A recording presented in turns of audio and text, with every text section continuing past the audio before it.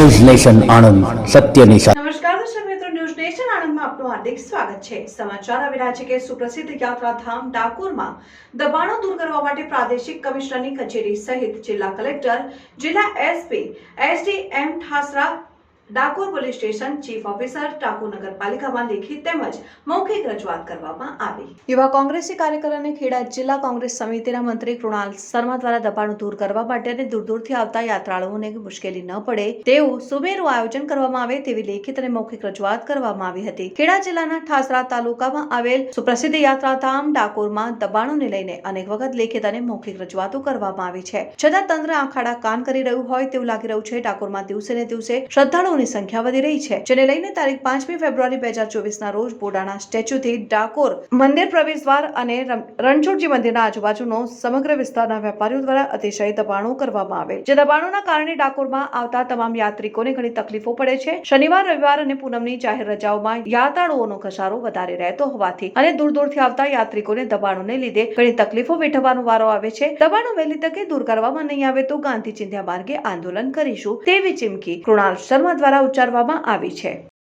જી, આપનું નામ શું છે? મારું નામ કૃણાલ ચંદ્રકાંત શર્મા છે અને હું ખેડા જિલ્લા કોંગ્રેસ સમિતિની અંદર જિલ્લા મહામંત્રી છું। જે દબાણો દૂર કરવા માટે આપે અરજી આપી છે, શું કહેશો?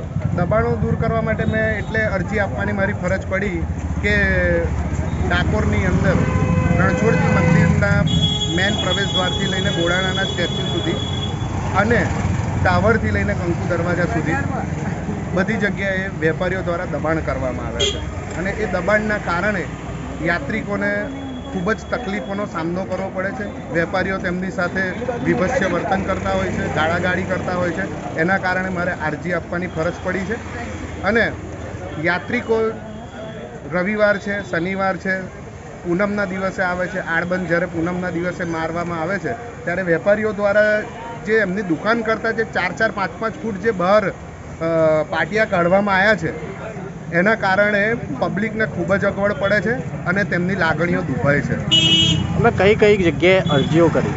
મેં કલેક્ટર કચેરી નડિયાદ, એસડીએમ ઓફિસ ઠાસરા, પ્રાદેશિક કચેરી અમદાવાદ, ડાકોર પોલીસ સ્ટેશન, આ બધી જગ્યાએ મેં અરજીઓ કરી છે અને જેમ બને એમ આ દબાણોનું વહેલું નિરાકરણ આવે તે માટે હું કહું છું કે જેમ બને એમ એનું નિરાકરણ લાવો।